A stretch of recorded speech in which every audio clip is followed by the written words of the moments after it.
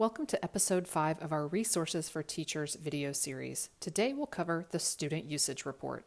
By now you've probably shared Tutor.com with your students, and perhaps you're interested in how exactly they're using Tutor.com for coursework and homework help.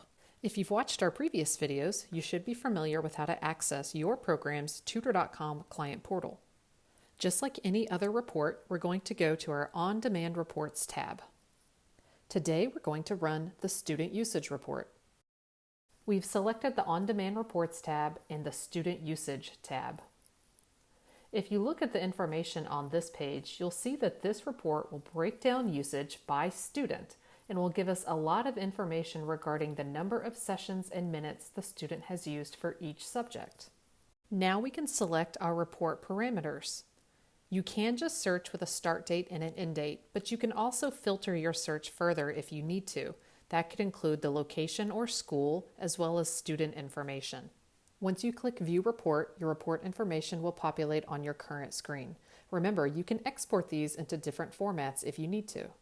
Let's take a closer look at some of the information returned to us in the Student Usage Report.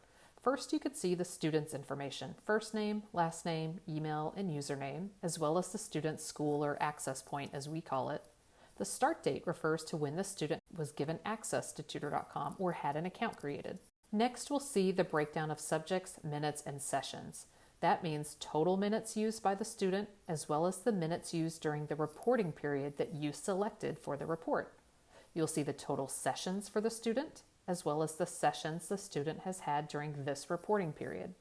And lastly, you'll see the total early alerts and the early alerts the student has generated this reporting period.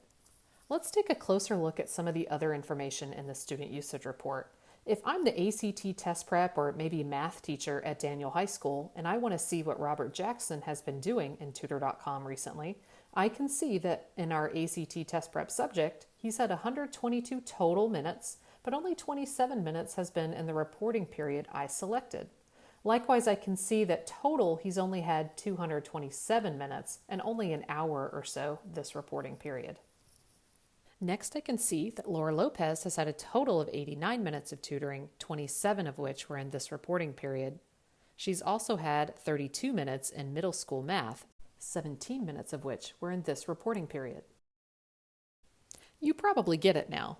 But remember, you can also export these reports into different formats. Here you can see a report that was then exported into an Excel format. It has all of the same information, including the student information, the access point or school name, that start date that I mentioned, plus the breakdown of subjects, total minutes, minutes per period, sessions, sessions per period, and early alerts. And that's the Student Usage Report. So next time you have your students use Tutor.com, either during the school day, during class, or as part of their homework assignment, make sure you check out your Student Usage Report in your client portal.